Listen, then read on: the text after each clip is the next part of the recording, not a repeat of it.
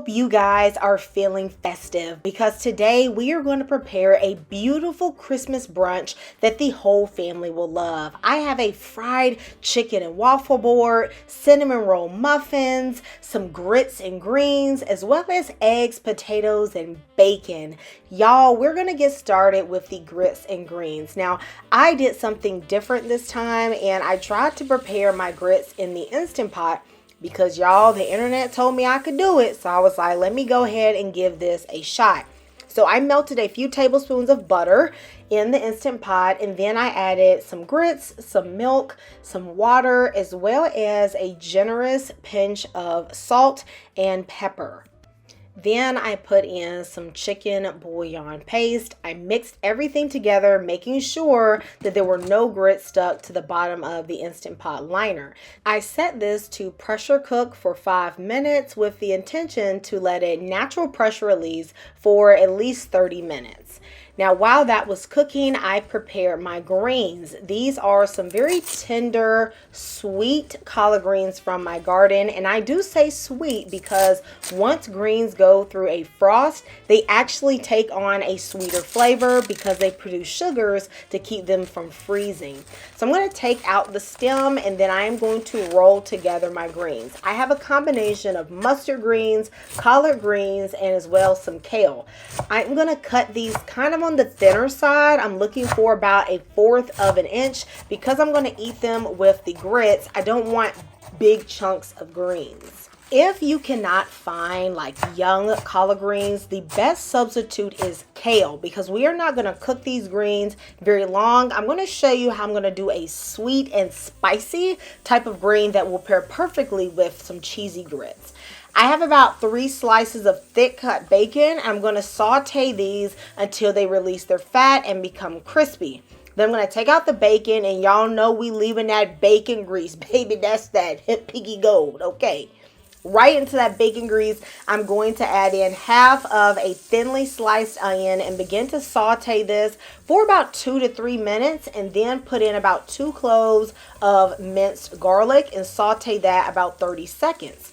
Then I am going to add in all of my greens. I am not going to add in a bunch of water or anything like that.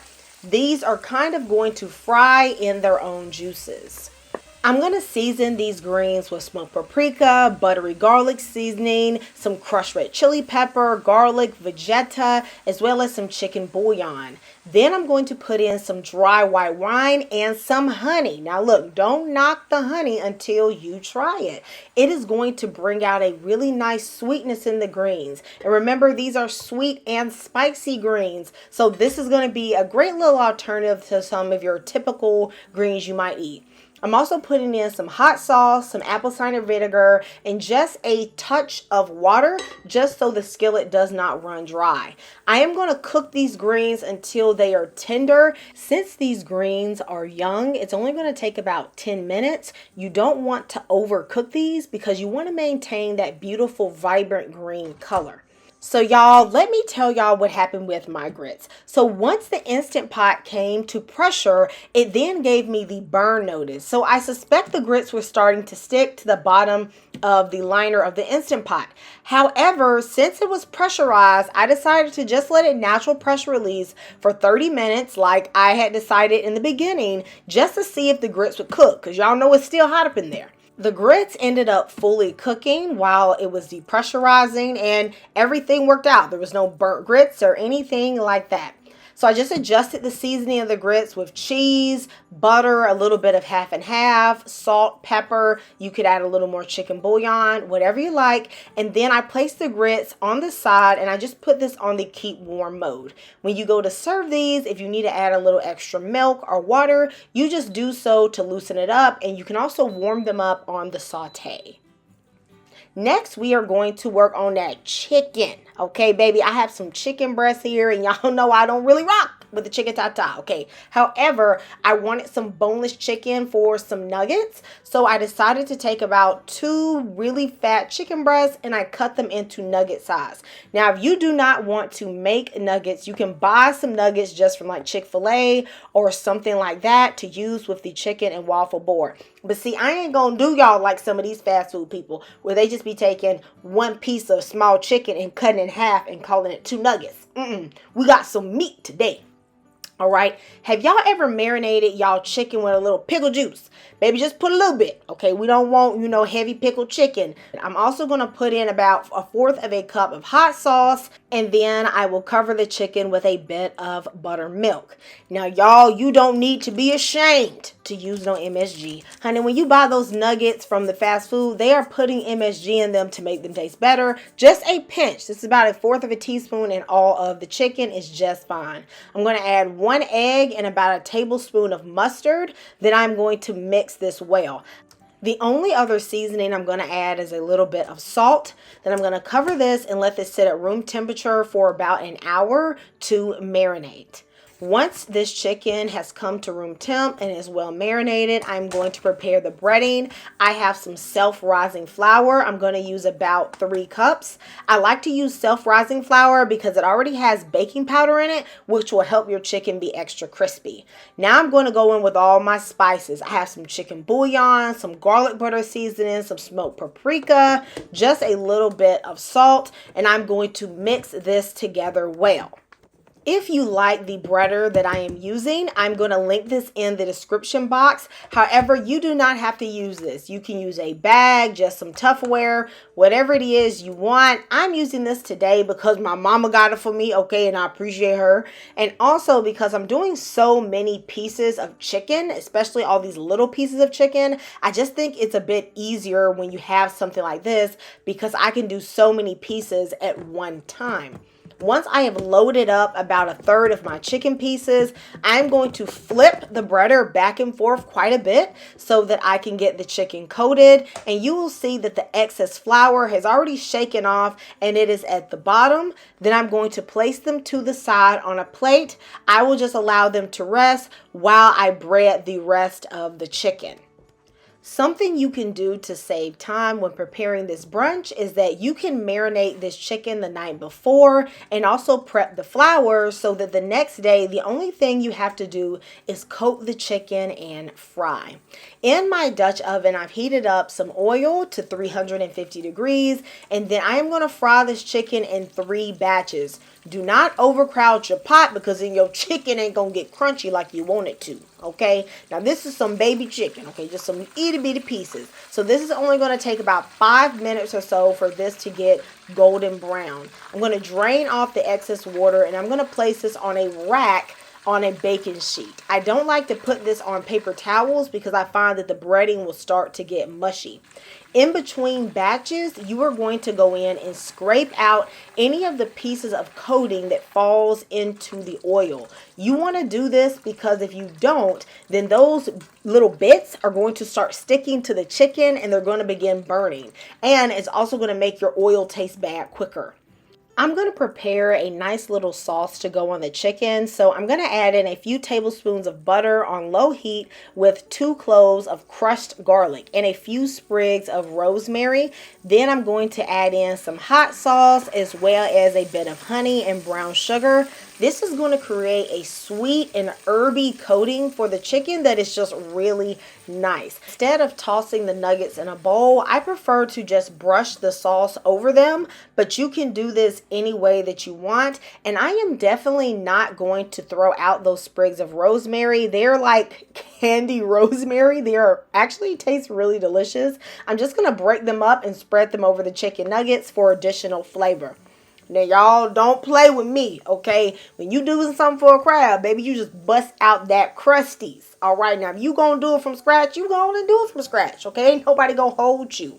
But a lot of y'all don't know is that when you go to restaurants, they be using that crusties, okay? So all I'm going to do is prepare this according to the package instructions. However, I'm going to add a bit of cinnamon and I'm going to use some milk instead of water. And I'm still going to use oil and I'm still going to use that egg, okay? You could also throw in a little bit of vanilla if you wanted to. I am going to mix this until it just comes together, okay? You don't have to get out every lump. You don't want to overwork the waffle batter. I have this cute little heart waffle maker.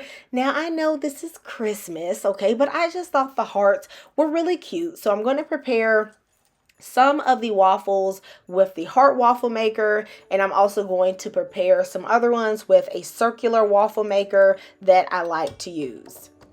I'm just going to let these waffles cook according to the directions on my waffle maker. Now you can use these thin waffles, or you can also do the thick Belgian waffles, but I really have a preference for the thin waffles.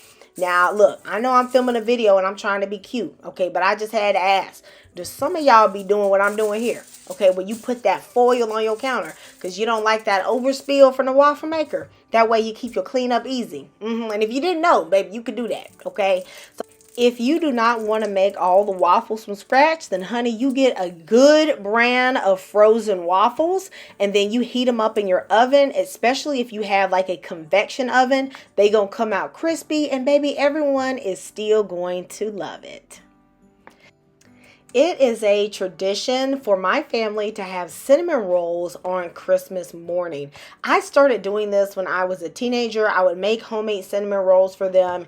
And then at some point, honey, I just had to give it up. It was just too much energy making them cinnamon rolls from scratch. And so one of my brothers took over the task. These cinnamon roll muffins are way less labor intensive, but still give you that cinnamon sugar vibe. So I have weighed out my flour. I have also added in some baking powder and some salt. I've mixed that together, and then right into the middle of my dry ingredients, I'm going to put in some milk as well as some slightly melted but cooled butter.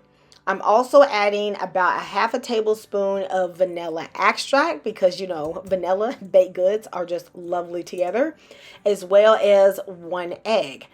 Then you are going to slowly combine the wet into the dry ingredients until they are just combined. You do not want to overmix this batter because you don't want to form a lot of gluten and make your muffins tough. For the filling, we are going to use 1.5 cups of pecans, and I'm going to coarsely chop them.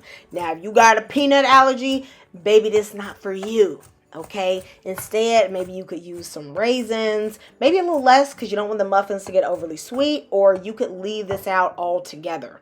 I have 1 cup of brown sugar in my bowl. Into this, I am adding 3 tablespoons of softened butter as well as some cinnamon and a pinch of nutmeg. Okay, don't hate on the nutmeg in the cinnamon rolls, all right? I'm going to mix that together with the 1.5 cups of pecans. Then I am going to add 1/2 of this mixture into the muffin batter, and I'm just gently going to fold it in. Reserve the rest of the mixture to the side because we are going to use that as a nice sweet and nutty topping. Once this is prepared, bring out your muffin tin, and y'all, I got the most adorable tulip holiday muffin liners. I'll leave a link in the description to Amazon where I got these from. I absolutely loved the colors and I just felt like it made everything so special. I am going to put a little less than 1/4 cup into each muffin. I like using an ice cream scoop because it makes it easy to measure and I can get as little mess as possible on the side of the liners. Then I'm going to divide the rest of the nut and brown sugar mixture over the top of the muffins and bake this at 350 degrees for 12 to 15 minutes. You do not want to over bake these or y'all, the muffin's gonna be dry. Okay. One thing I can tell you about this recipe is that, honey, this thing is about as good as a bakery, okay? Really easy to make, but just really delicious. For the top, you know we have to have some icing, so I have 2 ounces of softened cream cheese, 1 cup of powdered sugar, and 1 tablespoon of milk and a bit of vanilla. I just added more and more milk until the icing got to the consistency I wanted. In total, I probably used about 3 tablespoons. Now, my muffins have completely cooled, okay, because you don't want this icing to just melt everywhere, all right? Then I'm going to add this on just like you would the top of a cinnamon roll. And y'all, let me know if you're going to try these muffins. I love to have some breakfast potatoes as an option to any brunch. So I'm going to do a really easy recipe today. I have some yellow potatoes here, and I'm going to cut them into 1-inch cubes. Then I'm going to place them in some water while I chop all the potatoes so they do not go brown. Into a pot of boiling water, I'm adding a generous, maybe a generous, because y'all know potatoes is bland as all get out, amount of chicken bouillon and salt. Then I'm going to add my potatoes and cook them until they are just tender. That's going to take about 13 minutes. A fork should go through, but it shouldn't be mushy. It should be slightly firmer than potato salad potatoes, okay? Then you're going to drain this, and you're instantly going to put some cool water on them because you want to stop the cooking process. At this point, you have 3 options. You can either pan fry them in a little bit of bacon grease and butter on each side for about 3 to 4 minutes until they are brown, or you can cover these in a bit of olive oil or bacon grease and put them in a 425-degree oven until they are nice and crispy. Or another option, y'all, you could also deep fry them, okay, just in the same oil you use the chicken. All right, that would work too, okay, because all you're looking to do is to brown them up. Then you're going to lightly season them with a little bit of butter garlic seasoning, a little bit of Creole seasoning, and of course, some rosemary. Rosemary and potatoes go wonderful together. If you do not want to make your potatoes from scratch, another alternative is to buy some frozen hash brown potatoes and fry those up. Now, one thing you can't get from a box, okay, is these scrambled eggs. We not doing carton eggs, baby. We doing some whole yolk eggs, all right? So I've beat 6 eggs here, and I've added in some butter to a skillet. A lot of people mess up their eggs because they do not know how to make them fluffy, and I am going to show you how. I have my temperature on a medium-low heat, and I'm not going to aggressively stir them. I'm going to wait until I see a little line develop around the edges of the egg, and then I'm going to gently push the eggs to the middle and the side, creating some nice, large, chunky egg folds. When I see the eggs are about 80 to 85% done, I am going to cut off the burner, and then I'm going to place them to the side because they will continue to cook on their own. I'm now going to show you all how to do a simple but beautiful setup for the brunch. I just got this 2-tier marble stand from TJ Maxx. They also sell them at Home Goods and Marshalls. And I'm going to add on my muffins. Now, I had to kind of disguise the top because I did eat one of the muffins, but you'll have 6 on each level if you don't take a little snack, all right? Then on the side, this is like a marble cake stand. I got this to match the 2-tiered stand. I'm going to add my grits and greens. And then on a white plate, I'm going to add my eggs, my potatoes, as well as some bacon. Now, y'all, this brunch is just for me and my family. I am not in the food service business. We didn't let this food set out a long time. We just went in, we just crunched this, okay? So if you are doing this for a large crowd, you are probably going to have to put these on burners and things of that nature. But baby, we just doing simple stuff, okay? The fried chicken and waffle board was just the star of the show for me. So I am first going to put down 3 ramekins. I like to set those down first because it just gives me a way to sort of angle and decorate the rest of the design. I took the waffles and I cut them into pieces, and I just started arranging them in different ways around the board. It's going to look a little gappy at first, but we're going to fill those in with mounds of that fried chicken. Babe, with that rosemary hot sauce. Oh my goodness. Y'all, this chicken is too delicious. Okay, I just piled it up everywhere. The board was looking rather beige to me, so I needed to liven up the colors with some fresh raspberries. I also added in some blueberries and some blackberries. Just any fruits that I felt that people would enjoy having with their waffles or just as a part of the brunch. When you are trying to decide where to put things, just simply think of having color contrast. So if you have that chicken and waffle, a tan color, go in there and add some red, then put some blue and some green. It's just going to make everything start to pop.